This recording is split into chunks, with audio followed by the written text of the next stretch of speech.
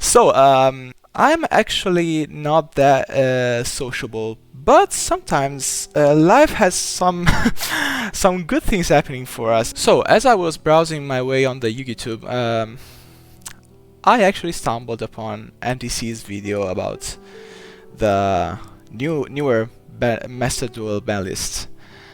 Yeah, oh wait, ban list? It was it about the ban list. the new ban list? Like the one that just kind of slapped them on the wrist? Yeah, yeah. I've been saying this though. I keep talking Yeah, about it, honestly. yeah. That's why I got the idea in the first place. Yeah, so basically what, like, you kind of wanted to have a discussion about why Yeah, it's not 2-0? not only that, but also what is your reception on the meta? Because I also play a lot of TCG, and I often go to locals, and I experienced it kind of on in first person. And like in TCG, I have not kept up with TCG. When COVID hit, I stopped playing TCG, and I didn't get back into it, and just jumped on the Master Duel train when that dropped and made content on that and stuff.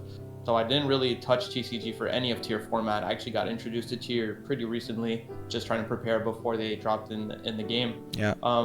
But I kind of had a feeling they wouldn't be tier 0, and I feel like I was right, but a lot of people disagree with me. It's kind of annoying.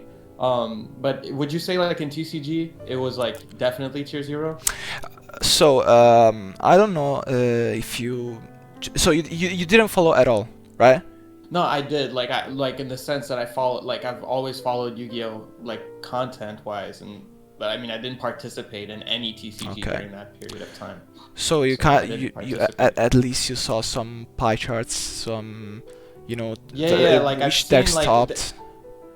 Yeah, like it seems like for TCG the what do you say? What's the word? Not the status quo. Like the general opinion was that it was tier 1, like, or tier 0. I mean, sorry. Like the best deck, bar none. For tier Shizu, I think until the Shizu came out, it wasn't as bad, right? Yeah. Thing is, during pot format, what happened was everyone was prepared for Sprite to be a tier 0 because it was actually topping a whole lot more in Japan than it actually did in the TCG, because Union Carrier was legal and Toad was legal, so you basically had a Bust Lock protected with 2 Omni Negates minimum, and it was pretty strong. Yeah. The thing that really, we kind of got to experiment a little bit more with Tearlaments, because there was a small period of time where Danger Tier was actually the better build. Yeah, that was before Shizu dropped, from what I heard, right? Yeah. So it was Danger Tier before Shizu dropped, just as a good way to proc them in the grave, I guess. Proc him in the grave, abusing Curious. Curious is insane. Curious is bonkers. Yeah, Curious is Snow was legal too, and Snow was legal? Snow was legal.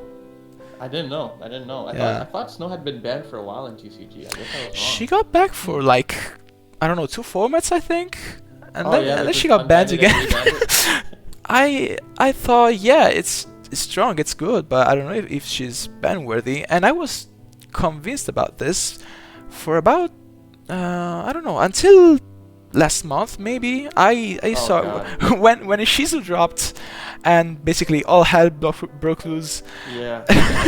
I mean, sorry, not to interrupt you or anything, but as soon as the Ishizus dropped in Master Duel, that's when I was like, okay, time for Snow to go. It's time for, Snow. Even before they dropped tier, right? Do you remember?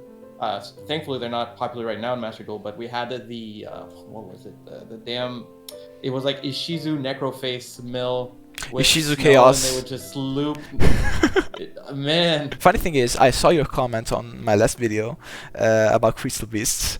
I don't think you know this, but they're actually my second favorite deck after Tearlaments. Yes, I got back into Yu-Gi-Oh thanks to Crystal Beasts. Damn. Yeah, I actually made a video with Neshi. I saw that recently. Neshi's Yeah, my you hero, saw man. that? Nice. Yeah, Neshi's a boss, man. Neshi's a beast. Yeah. Mr. Beast himself. But yeah, no, Crystal Beast is so fun. Crystal Beast is a great example of how tier in Master Duel at least is definitely not a tier 0. About the whole tier 0 thing, I think you saw the Master Duel meta tier list, right?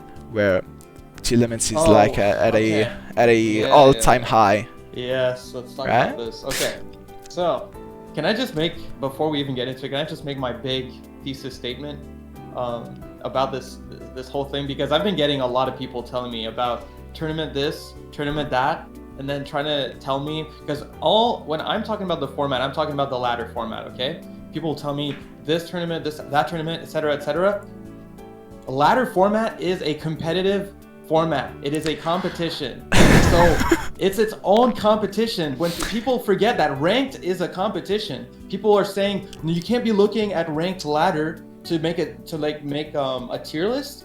You have to be looking at tournaments. But the thing is, ranked is literally a competition. That's why it's ranked. That's why it's called ranked. So it's its own competition with its own format, and just the fact that it's not best of 3 has an immense impact on the decks that are good in it. So I get so annoyed and tilted when people tell me, well, if you're looking at DK tournaments and the performance of tier there, then obviously in ladder they're tier 0 as well. It's like, no. Oh my god, I love it, bro. Competition. That's the thing that's been bothering me the most about this whole argument. And every time I explain it to people, they tell me I'm coping or saying some BS, and like they just won't accept that ranked is called ranked for a reason, because it's its own competition. It's its own format. Anyway, sorry. No. You went exactly where I wanted to go. What I think about and I also talked about it in my other video, the first Yu-Gi-Oh video I made. Fire content, by the way. Thank you so much, man.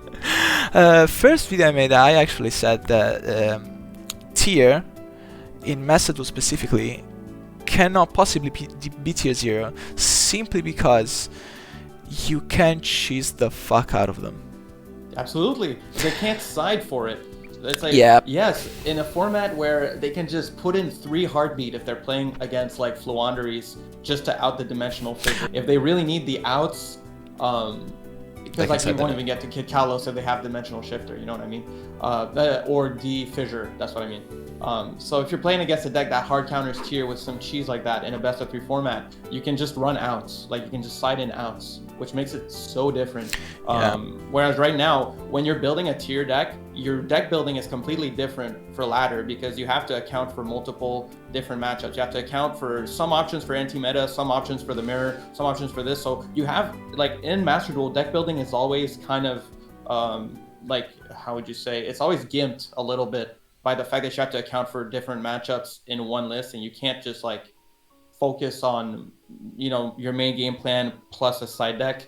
So I don't know. I agree with you. I think it's crazy because I don't know, when Runick stun came out, I feel like that was more oppressive and more prevalent, and even then it wasn't tier 0. Yeah, you're basically burning me on my steps here. I was jumping into that. I actually was about to ask you a comparison about Tearlaments versus Runick, because there's a whole heap of people who actually dropped Master Duel for this specific format, because they say I get that tier is cool to play, and you can have fun during the mirror match, but I'm really not up for it. And I said yeah, that's fine. I mean, I don't have to make you play Master Duel, you know. It's not a serious competition. We're not like pro players or anything. You can't skip the format, absolutely. But sure. The thing that baffled me was that they stuck around during Runick stun format. And I think that was one of the most oppressive, unfun, and absolutely mind-numbing format I have ever played. Oh yeah, oh it was garbage. Like, yeah, you basically saw set 5 pass and you were like, oh man, I'm about to scoop this one, am I? I'm not even that big of a hater of set 5 pass, but for me it's because like I like Labyrinth. I think Labyrinth has a cool playstyle, even though it's a set 5 I love pass Labyrinth. deck, so I love Labyrinth. yeah, exactly. Hell, you could kind of, I mean, it's not really a set 5 pass deck, but like Crystal Beast has a very similar playstyle to a lot of those like Yeah, strategies. thing is, Crystal Beast kind of ends up on the stunish category because you basically end on Necro Valley plus Baguska, but you also have infinite resources. You have a recursive game that it's amazing. Crystal Beast is amazing. It's not like it's just so fun. You can basically decide your endboard between like a more oppressive endboard with Baguska, with Necro Valley, or if you're not actually that sure about putting yourself. I think setting up the back row. Sorry, not to interrupt, but I think setting up the back row in Crystal Beast is almost always better than Baguska if you can set up all of it. Yeah, like almost always. My most treasured memory during tier format wasn't winning against Tearlaments because I actually never got a full round against them. It is when I had the game in the bag. I was on Necro Valley plus Conclave plus Miracle. The usual. And I get lightning stormed, right? Oh. And I negate that. I'm pretty exposed, but I have Necro Valley to back me up. And then because, as we said, side deck tends to improve a tier 0 rather than stopping it. I get a second lightning storm, and I lose because of that. I lose all of my back row, and obviously I lose all of my monster, and I get Omega punched in the face. And it was a really good one, but this just goes to demonstrate how tier 0s can actually abuse a best of 3 environment with side decks. I agree completely. I think like definitely at least from what I'm seeing, and like again, I haven't participated in TCG in a long time, but it's just the fact that you have to gimp your deck building in best of 1 formats does kind of make it really hard to beat tier 0. I don't think it's actually impossible. Like I wouldn't say that, but it's just they actually have not printed a deck of that power level that I think is like so powerful that would be tier 0 even in best of 1 is basically what I think, right? Because it would be possible in theory to release a new deck that is that. I just don't think they've done it, and I don't think Runick's stun was tier 0 in Master Duel, even when that was oppressive as hell. No, it was just very unfun. It was super unfun, but like you could absolutely prepare for it and just win against it like fairly consistently. Once they dropped Mathmech, deck was almost like tier 2 at that point. Like it went from the best deck undoubtedly to that. So I just think like there's a difference between being absolutely the best deck and being tier 0. And another argument I hear a lot about decks being tier 0 is people will go, okay, then why is everyone running counters to tier? If it's not tier 0, why is everyone running shufflers and dimensional shifters and DD crows? And I think that's so dumb. That's actually the worst argument I've ever heard. Yeah. Bro, there was people running that, that floodgate that stops people from fusion summoning? Non-fusion area? You know area? what I'm talking about? Yeah. There was people running that in I got hit with that just yesterday. They were on True Draco. Ironically. Yeah, they were on True Draco, and I got to Masquerena plus Underworld Goddess, and Draco cannot out that for the life of them. They just lost. They just scooped it up. Well, like no one was calling Despia tier 0. People obviously are gonna run counters to the most popular deck and the most powerful deck in the format. That's so crazy to me. That's literally what a metagame is. A metagame shifts around what the best strategy is. Like that's. So I have a question. Are you familiar with Kashtira? No, I'm familiar in the sense that like I know the general game plan and I know their impact in the TCG based on other YouTubers, like bigger content creators. Sure. But like I am not familiar with their like play-by-play strategy whatsoever. No. I know that they like block your zones and. But you do know that they are doing amazing right now in the TCG, right? Yeah, I'm aware of that. Yeah, best deck. Okay. Best deck.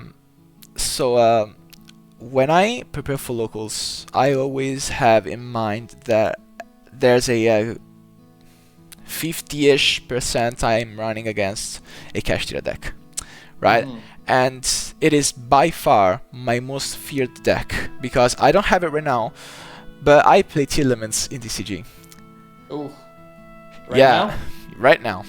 Right Ooh. now, I'm bringing it to locals in I mean, 3 days. once you Yeah, spend, 3 days. once you spend that money, on the Tearlaments cards, you just kind of Yeah. have to run with them. You can't buy another deck for a I couple years. decided to buy Tearlaments when as soon as the ban list came out. The ban list came out, Okay, and they went I way was like, down in price. yeah, Perlerino was Okay. like, I cannot make the change to dollars. It was like 70 euros. Perlerinos were at the max height of the price, like Okay. 70-ish euros, and it dropped like 50 euros to copy at the end of the format, and after the ban list dropped, it was like 30 euros. It dumped. That's still a lot of money. Yeah, it was still a lot of money, but I had my internship that I am currently attending, so I had some economic backing.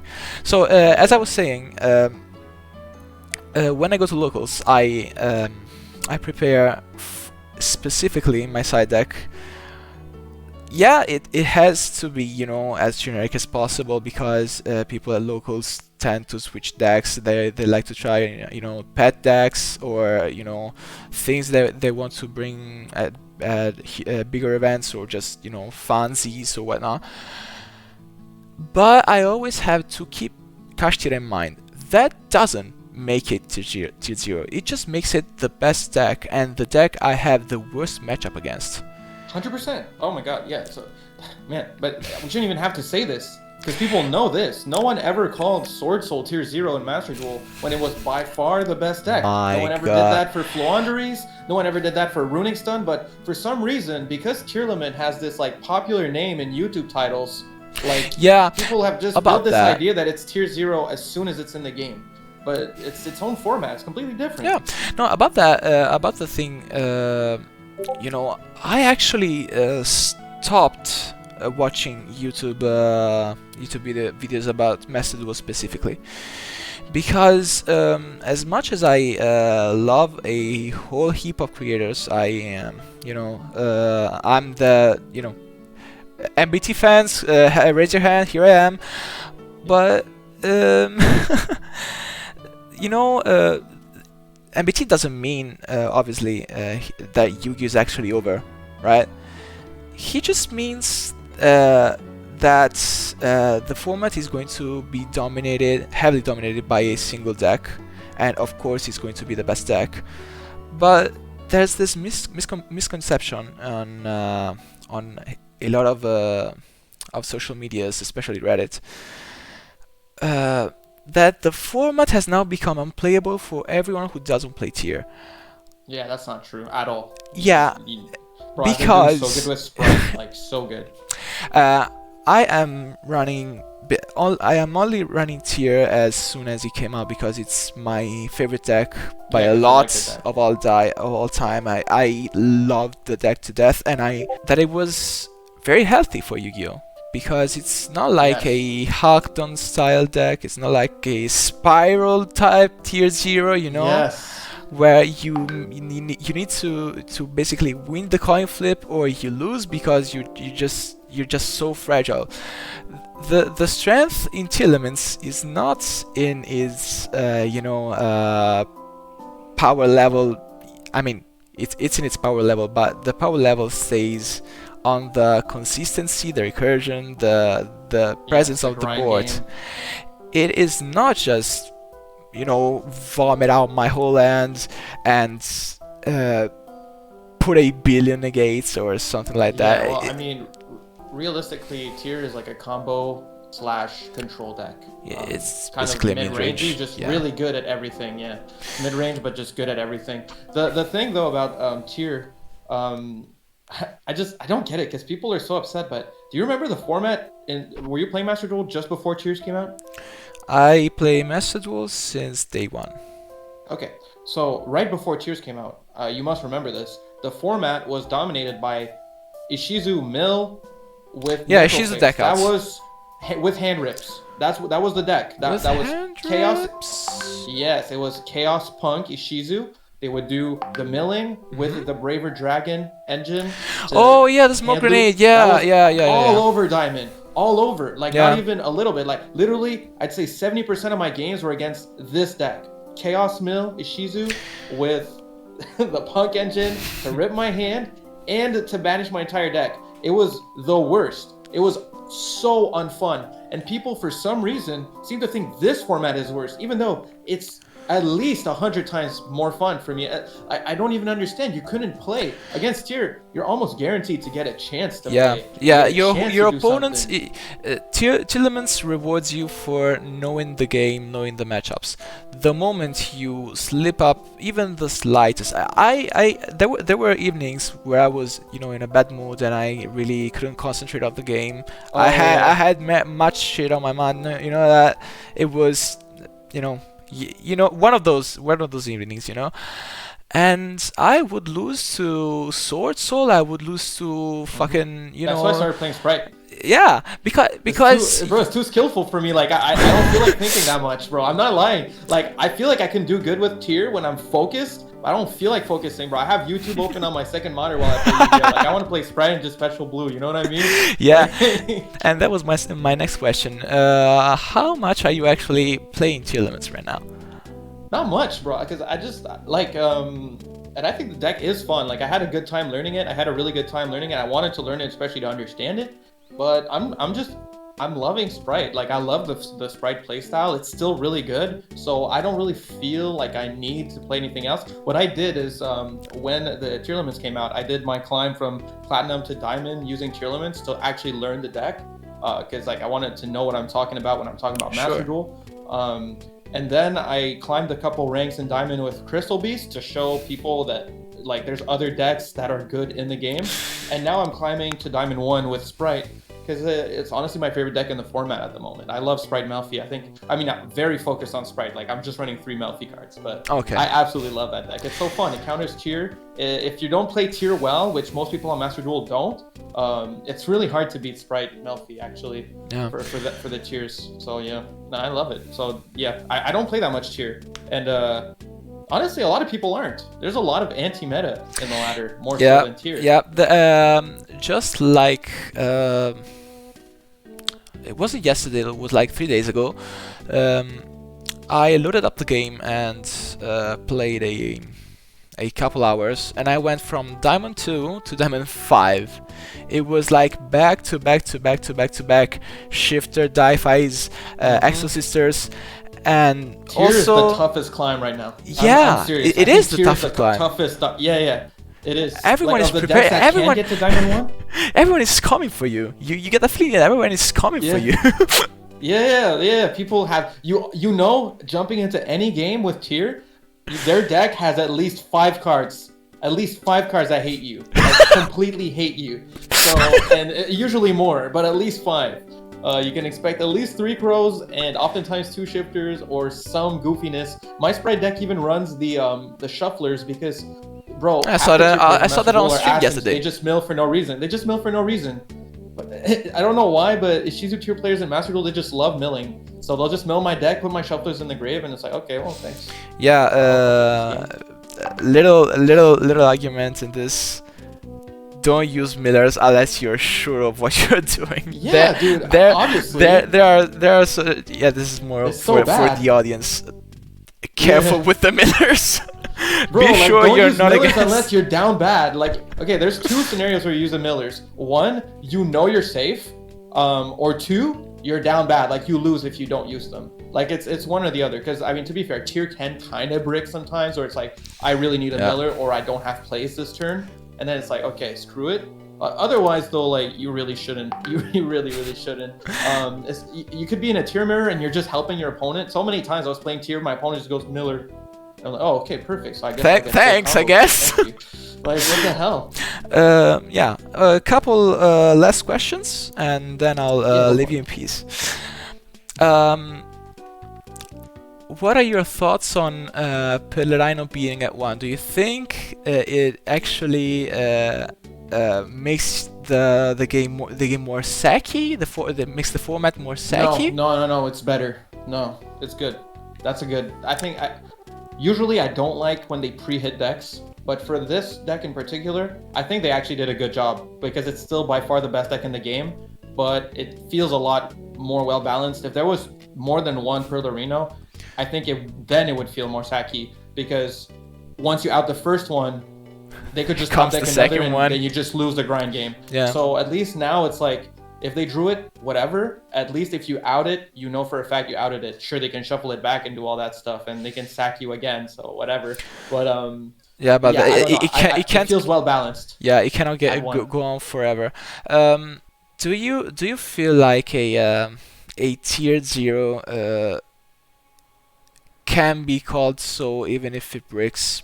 Because we both assessed we both assessed the fact that that tiers isn't tier 0, but even if it was, you know, even if you thought you thought it was, you know, tier 0, you also thought that would have it actually helped you change your mind thinking about oh, it's tier, but you know they can draw the turtle and they have one deck card in hand, or